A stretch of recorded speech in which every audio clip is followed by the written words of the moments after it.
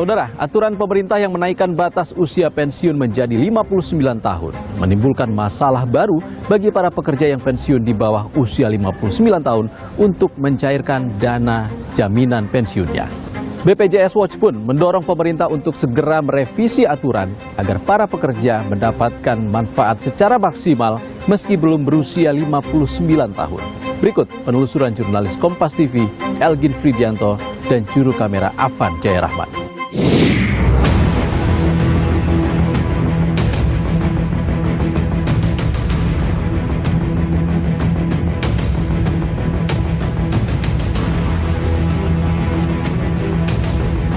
Pemirsa, memasuki usia pensiun siap-siap nih dihadapkan dengan sejumlah persoalan baru terkait BPJS Ketenagakerjaan. Karena mulai Januari tahun 2025 usia pensiun naik menjadi 59 tahun. Nih, di sini perubahan ini dilakukan sebagai bagian dari implementasi peraturan pemerintah nomor 45 tahun 2015 tentang penyelenggaraan program jaminan pensiun. Nah, seperti apa mekanismenya dan sejauh mana sih dampaknya?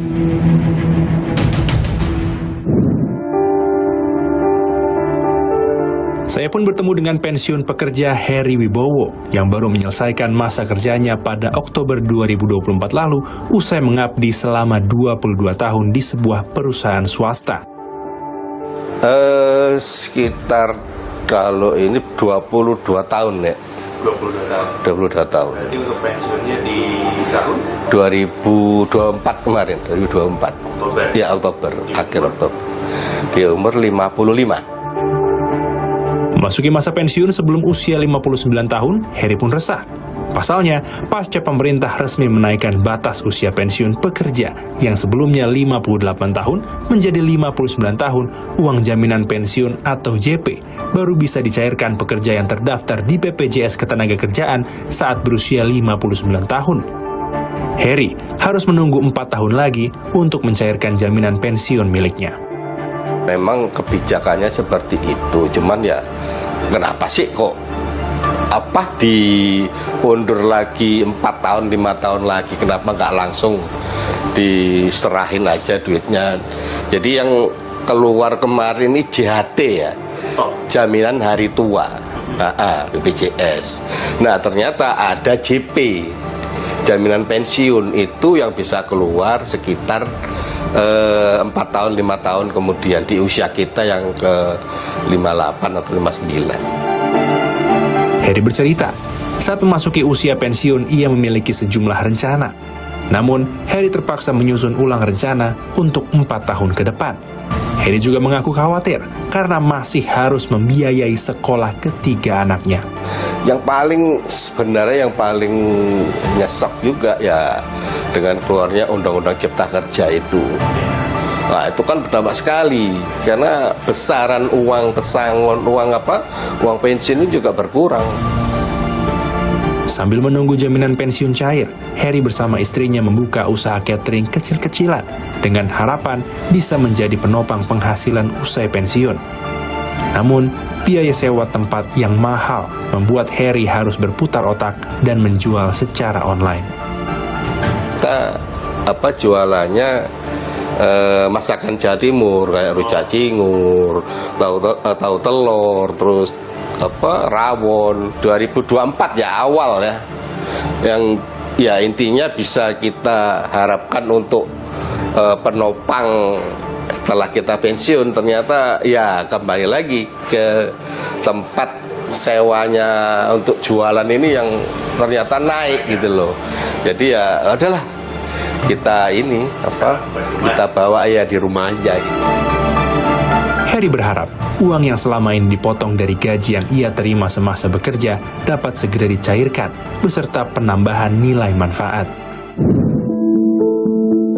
Saat pekerja yang terdaftar di BPJS Ketenagakerjaan pensiun, pekerja berhak atas 2 program perlindungan sosial, yakni Jaminan Hari Tua atau JHT dan Jaminan Pensiun atau JP.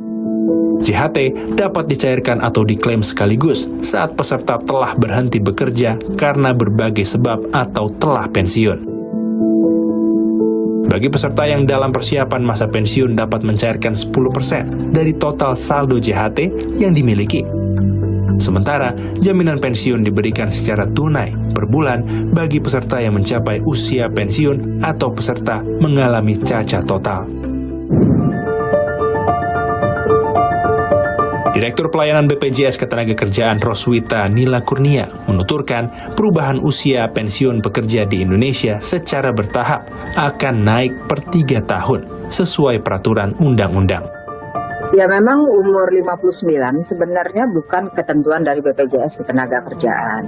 Karena kan kita ini kan menjalankan mandat untuk jaminan sosial ketenagakerjaan sesuai tentunya undang-undang dan juga peraturan menteri yang di bawahnya yang memang berlaku. Dan dalam konteks 59 usia yang berlaku mulai untuk JP di tahun ini, itu aturan dasarnya adalah mengacu pada PP 45 2015 mengenai penyelenggaraan program jaminan pensiun, dan juga peraturan di bawahnya terakhir itu adalah Permenaker 29 2015 tentang tata cara pendaftaran kepesertaan, pembayaran dan penghentian manfaat pensiun. Nah, di situ dijelaskan bahwa untuk usia pensiun pertama kali ditentukan sesuai dengan peraturan pemerintah tersebut ya, itu ditentukan pertama kali pada usia 56 tahun. Kemudian dia akan dilakukan penyesuaian secara bertahap, penambahan menjadi 1 tahun usia pensiun setiap 3 tahun. Nah, karena kita mulai menjalankan secara amanah undang-undang itu menjalankan program jaminan pensiun mulai pertengahan 2015, jadi 3 tahun sesudahnya itu berkala naik 1 tahun untuk usia pensiun yang bisa mengklaim jaminan pensiun. Namun, bagi pekerja yang sudah memasuki masa pensiun di usia sebelum 59 tahun, ketentuan ini dinilai dapat memberatkan.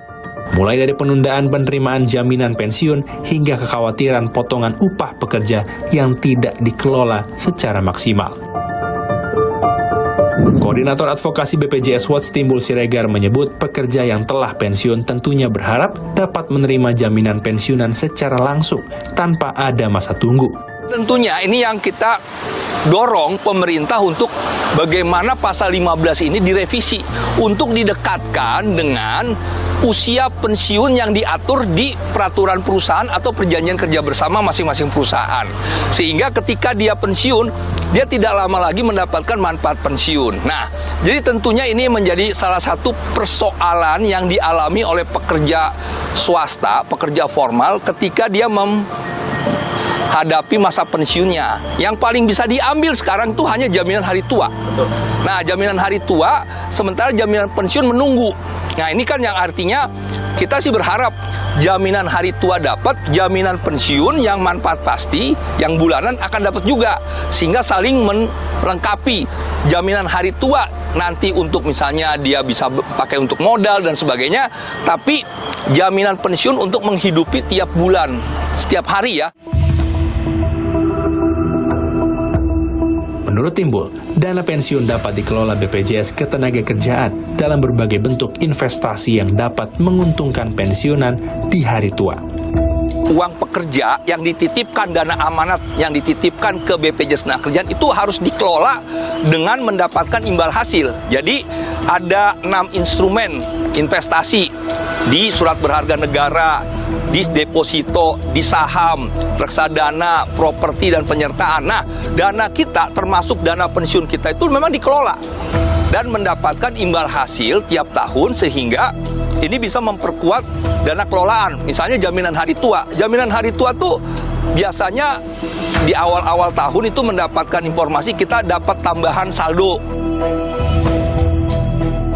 Sementara itu, pengamat ekonomi Universitas Indonesia Fitra Faisal menyoroti tingkat kebutuhan pekerja Indonesia terhadap jaminan pensiun.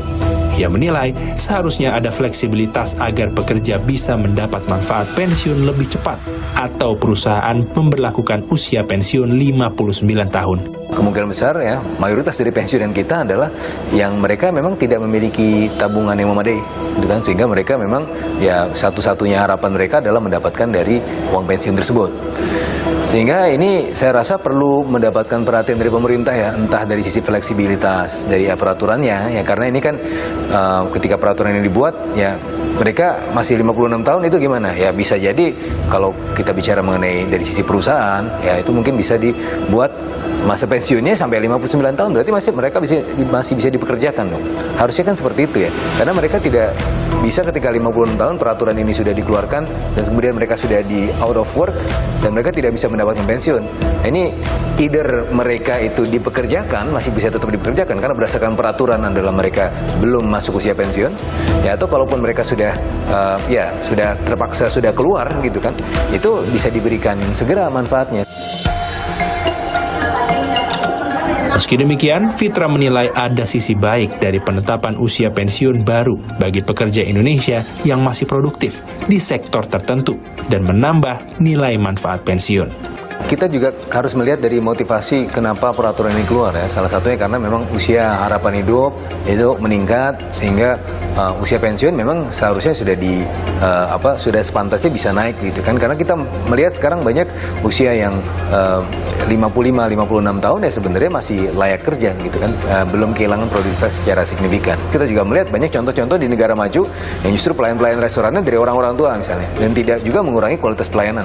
Bahkan unsur pengalaman mereka masih bisa tersedia ya untuk mengkompensasi mungkin kehilangan dari ya misalnya mereka yang mungkin tidak bisa bergerak lebih cepat seperti sebelumnya, tapi mereka memiliki pengalaman misalnya.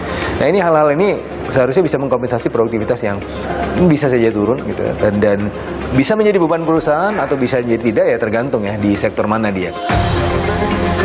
Direktur Pelayanan BPJS Ketenagakerjaan Roswita Nila Kurnia memastikan nilai manfaat yang akan diterima oleh peserta BPJS Ketenagakerjaan akan mengalami penambahan meski harus melewati masa tunggu. Ya, otomatis pasti ada penambahan penyesuaian, jadi sesuai dengan masa iuran dan juga density-nya. Gitu. Jadi kalau kita ambil contoh, misalkan pada usia pensiun, kan ini sebenarnya jaminan pensiun itu kombinasi antara asuransi sosial dan juga tabungan.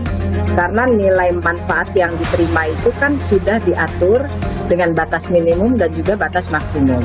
Itu dihitung dari semua dengan besaran sesuai dengan tarif upahnya dan juga density iurannya tersebut.